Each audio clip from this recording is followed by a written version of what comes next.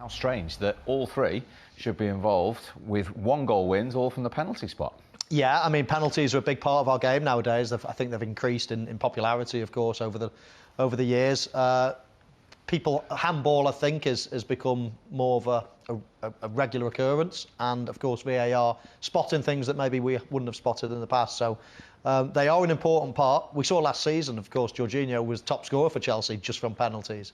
So we know how big a part of the game it was. And today, all the big three teams, as you say, all winning by a spot kick. So it just shows you, a good penalty taker is worth their weight in gold.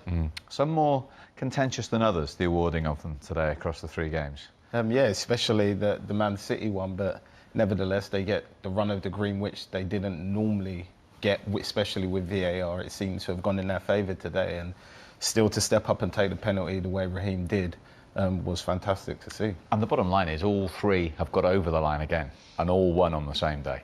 Yeah, because the thing is, if you slip up now, I mean, we were looking at the table as it stands. As Chelsea were drawing. Yeah.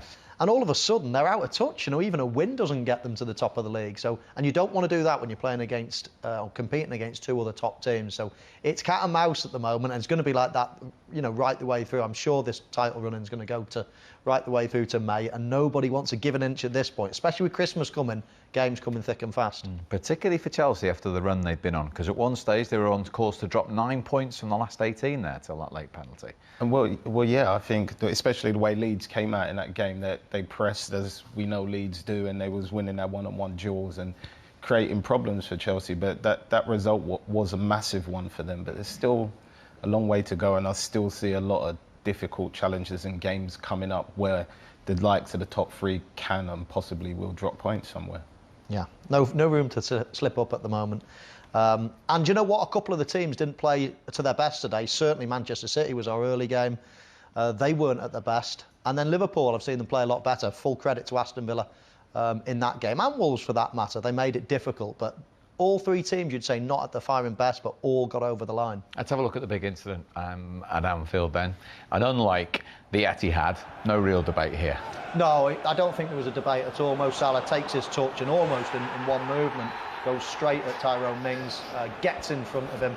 And I think, and it's easy for me to sit here and say it now, but at some point a defender there has just got to accept that he's out the game, try to jockey him as best as you can, but Mo Salah gets his body between the man and the ball and then goes over. I don't think there's any doubt about it. It's a penalty. And what about Mo Salah from the spot, Sean? 15 out of 15 in the Premier League. It's a fantastic finish. The inside of the post. Dad used to always practice these penalties in his back garden, and he used to always say, always aim for the inside post. And there's no way a keeper gets near that or saves it, to be honest with you. Yeah, I mean, it's a brilliant penalty. If you hit the post and go in, you're normally expecting to score, but when you hit it with that power as well, it takes away the accuracy. But he gets both, and a stunning penalty from Mo Salah. Yeah, Liverpool delighted, including Trent Alexander-Arnold, who is waiting to speak live to Anfield now. Well done, Trent. How hard did you have to work? How deep did you have to dig for those 3 points? Very. I think you could see that from the performance. The way the game went, it was a very tough game. Obviously, since Stevie's come in as the manager, he's had some really good results. It looks like they've transformed and turned the season around. And they're a very good squad. They've got amazing players. So we knew it was going to be a tough game, and we knew that we were going to have to dig deep. They sat off, let us off the ball a bit, and made it hard for us, made it difficult, didn't create too many chances. But, when you've got players like Mo Salah in the team that can make things happen, he's come up good for us again today. It's Michael Owen. I was just wondering, I know Steven Gerrard was your hero growing up. With all what was going on around the game today, any problems in focusing? Because obviously even the Anfield crowd had their eyes fixed on the away dugout today. I mean, us as players, I don't think it changed anything for us. I think maybe fans, it might have been a bit sentimental for them, even for him potentially. But I think, we've been in this game a long time. We're all professionals. We have a job to do, and essentially the 3 points are more important than any of our feelings. So that comes first. The team comes first, and we were focused on getting the 3 points, to be honest. And that it never changed. We never really spoke about it. We never focused on it at all. I think in the back of our minds we all knew he was going to get a good reception, but it didn't change anything for us. And you just alluded to Mo Salah there. When you're 0-0 in a tight game like today, what kind of belief does it give you when he's on the pitch and he's in your team and in the blink of an eye he can do something? You know, he proved it last week. We needed a goal. He's got the assist for Divock. He's done it again this week. We needed a goal. He's won the pen and scored the pen. He's obviously, I think many people agree he's probably the best player in the world right now. He's a fantastic player. We've seen it for years now. He's got nothing left to prove to anyone. He's out there breaking records every week. You know, every week we're coming in and he's broken another record. It's frightening the numbers he's put up, and the consistency is stuff that probably we've only seen 2 other players do in this modern era of the game. But yeah, it's a credit to himself, credit to the work he puts in. He's an outstanding lad and an outstanding player. And just finally, talking of consistency, how crucial is it you keep getting these 1-0 wins? Because Chelsea have done it by a goal today, and so too Manchester City. Just seeing that then, obviously didn't know how the Chelsea game went on, but seeing that they scored the last minute pen, no, we can't complain. We've done the same last week, but it's a title race really. These things happen, makes it exciting. 3 teams going for it this year, looks like. So it's good, you know. We've got to keep winning. This is an important period. Games come thick and fast. So any sort of slip up right now will be detrimental. You know, we want to be in and around the top of the league come March, April, to push on the final run in. So that's our aim. Focused on ourselves, making sure we pick up 3 points every week. Very well done today. Appreciate you joining us. Thank you. Trent Alexander-Arnold live from Anfield for you. When we come back, we hope to hear the thoughts of Steven Gerrard on his return. We can go back to Anfield now. Our main game, of course, was Liverpool's victory against Aston Villa. Delighted to say 2 former teammates have been reunited pitchside. Steven Gerrard is with Robbie Fowler. Steven, first of all, defeat obviously you didn't want, but how did you reflect on that from a Villa point of view? Well, I think there's certainly a gap in the levels of both teams. If we're honest, if you look at the game from penalty box to penalty box, Liverpool were very good today, very strong. We expected that. The plan was for us to contain them, try and take the game to the distance, and at certain parts of the game can we throw more attacking players at it and try and steal something from the game. That was the plan, but ultimately we've lost it on the back of a penalty. We believe it's soft. We believe it's a foul on Tyrone Mings first. But you know, if you look at both teams over the course of the 90 minutes, Liverpool obviously looked a lot better than us from penalty box to penalty box. Stevie, sorry, Mike. Go on, Robbie, you crack on. Stephen, so you've lost 2 games now, but you've lost them arguably to the 2 best teams in the country. Do you take any solace from that, or...?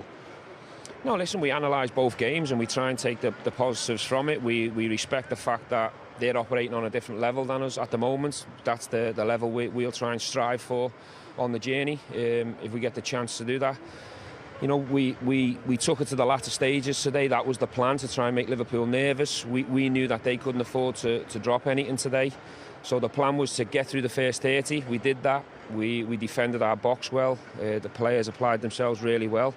And then the plan was to throw something at it around 60, 65 and try and make Liverpool even more nervous. But the penalty decision come at a real bad time for us.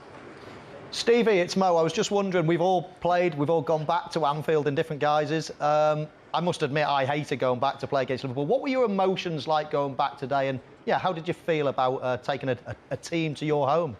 If I played for Man U, I'd hate coming back. Listen, you know, it is what it is, Michael. I'm on a journey. I'm privileged and honoured to take this position. It's a fantastic club. It's still early days. We're still trying to evolve the team and improve and get a lot of information across to the players. I'll always be a Liverpool fan, that's a fact, but you know, at the moment my priority is obviously Aston Villa and trying to improve this team and move us up the table. Stephen, you know, as a manager now, so you obviously played here before as a Liverpool player many times, but when teams sort of sit deep, you've made it hard. Did you get your game plan from the way you played as a player when teams have made it hard, or from other managers playing in the past who've made it difficult? Well, look, if I'm honest, we didn't plan to sit in and be that deep and park the bus. I think Liverpool forced that on you at times because of the speed, the way they press you, the way they counter-press, the quality. You know, you're looking at 2 of the best players in the world when you're up against this, so it's a huge challenge to come here. The idea was to try and stay in the mid-block as much as we can. and then try and steal the ball in certain places and try and play down the sides of the centre-backs. That was the plan, but sometimes that gets overpowered. I think you've got to give Liverpool credit because they're so good at the moment. But if you analyse the game, we were in it till the end. Yes, there was a level in terms of how the game looked, but I think it's hard to come here and dominate the level that Liverpool are on. That's the reality. Steve, is Sean. Just a quick one. Where do you think your team, like, you've just got there, I know it's early days, but where do you see them finishing towards the end of the season in the Premier League this year? Look, we want to try and push and finish as high as we can. I'm not sure where we lie now. I haven't checked the results or the table, but we've got 2 games in Burnley. We've got to be looking to take maximum points in them games. If we do, we'll be in the top half. I think we took the job and the team were in 15th. That's not good enough for Aston Villa, so we certainly want to finish in the top half and try and strive to push as high as we can. Certainly in season 1, you know, and then we'll have 2 windows to hopefully recruit well and keep building, and then hopefully next year try and improve on whenever we finish this season. And just finally, Stephen, I know you're 5 games in, but are you enjoying being in the touchline in the Premier League and going to grounds like Anfield and competing? Not right now. We've just lost probably 2 minutes ago. Listen, I've enjoyed the short time I've had here. You know, I'm really optimistic and ambitious that we can move it forward. We can keep improving Aston Villa. The players have been outstanding so far. Yes, we've lost 2 games out of 5, but arguably against 2 of the best 5 teams in the world. So we have to be realistic, analyse it, and we need to make sure that we're competing and beating the teams that we should be beating in this league. If we do, I'm sure we'll be satisfied come May. Really appreciate you joining us. Thanks very much indeed, Stephen. All the best. Cheers, fella. Love him. All the best. Stephen Gerrard live for you at Anfield. That is the former Liverpool captain. Here is the current Liverpool manager. I know it's all about Liverpool for you, but Stephen seems to have made quite an impression fairly early on at Aston Villa, hasn't he? Yeah, he did. He is. Obviously, he's a good coach and has a really good staff around. So it's really strange when you meet before the game, like the whole coaching, not the whole, but a lot of the coaching staff, you know, from your own club. That's strange, but they do what they do, and